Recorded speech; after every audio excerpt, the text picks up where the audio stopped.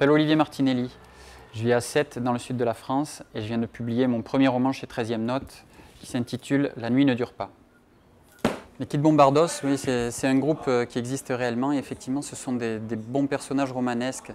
D'une part parce que je les aime et que j'ai besoin d'aimer mes personnages pour en faire les héros de mes histoires. Et d'autre part parce que les musiciens de groupes de rock sont un petit peu les derniers héros des temps modernes en quelque sorte, puisqu'il y a tout dans leur vie. Il y a des accélérations fulgurantes, il y a de l'héroïsme, il y a des défaites, tout ce qui fait un bon parcours de roman. Le groupe Kid Bombardos est constitué de 3 frères qui sont mes neveux et d'un ami d'enfance, voilà, qui constitue le 4e membre du groupe. Donc j'avoue que je n'ai pas fait preuve d'une immense imagination pour aller les chercher puisque je les côtoie voilà, depuis qu'ils sont nés. Après évidemment ça a été de la fiction, donc je leur ai inventé un parcours à chacun d'eux.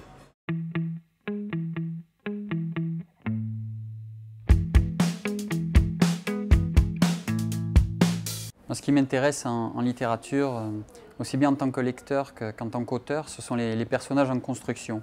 Ceux qui ont un parcours initiatique ou qui sont en rédemption. Les personnages un peu immobiles, du début à la fin du livre, ne me passionnent pas, ils ne m'apportent rien, ils ne m'apprennent rien sur ce qui se passe dans leur tête. Voilà, c'est pour ça que j'aime bien ces personnages en mouvement, voilà, en quête d'eux-mêmes, en quête d'absolu. C'est ce qui me touche le plus. Et c'est ce que j'ai essayé de faire dans ce roman, dans La nuit ne dure pas. J'ai su tout de suite que j'allais tourner mal. Le train filait droit vers moi. Il filait vite, il filait droit. Comme une chanson de Johnny Cash. Sa silhouette s'épaississait. Je me tenais là, tout près des rails, sur mes pieds douloureux, à cause des converses et de la longue promenade que je venais de faire en bordure de voie. J'allais me jeter devant lui et il m'emporterait. Il emporterait tout ce qui encombrait ma tête. Terminus l'enfer. Je ne voulais pas mourir de mort lente. Terminus l'enfer, tout ce que je méritais.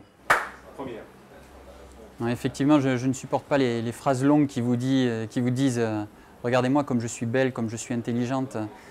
Pour moi, c'est assez insupportable. C'est à peu près aussi insupportable qu'un solo de guitare dans un bon morceau de pop.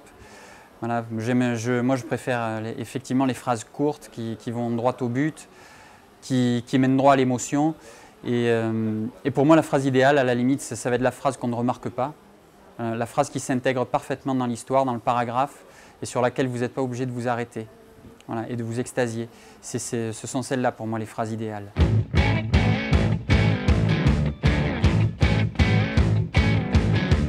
Moi ce que je veux c'est que le lecteur s'identifie aux personnages, qu'il vive les mêmes émotions qu'eux, les mêmes expériences.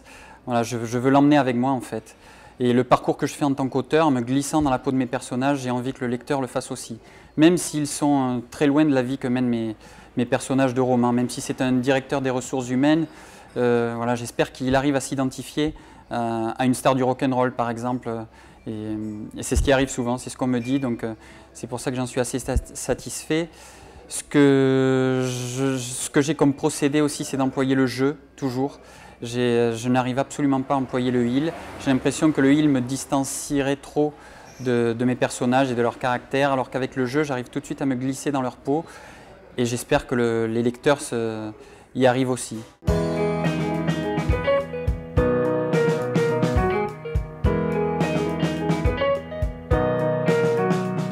C'est ça ma définition de la littérature, du style et de l'émotion. Et comme je ne suis pas musicien ni peintre, j'ai choisi l'écriture pour faire passer ça. Voilà, c'est ce que je retrouve chez les auteurs qui m'ont formé en quelque sorte, hein, qui m'ont poussé à l'écriture, notamment les écrivains américains que j'ai découverts, on va dire, au sortir de l'adolescence. Donc mon héros absolu qui est John Fante, dont j'ai lu les livres 3 ou 4 fois déjà.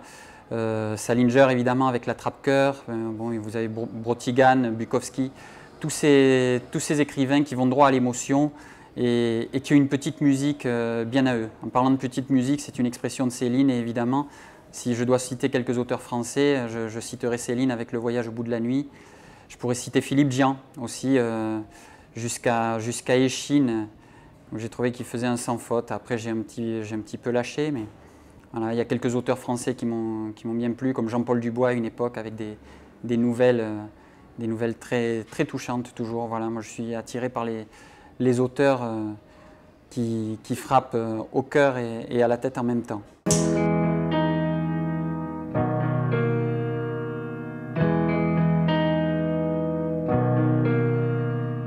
Ma citation préférée, c'est celle-ci. Donc, il ne faut jamais désespérer des hommes, ils sont bien pires que ce qu'on imagine. C'est une citation de mon frère, voilà, qui a écrit la préface de mon livre, De la nuit ne dure pas. Maintenant, pour ne pas terminer sur une note un peu sombre, je vais vous en donner une autre de citation qui est à l'intérieur du bouquin, voilà, qui est une citation de Salinger. Les filles, c'est comme ça.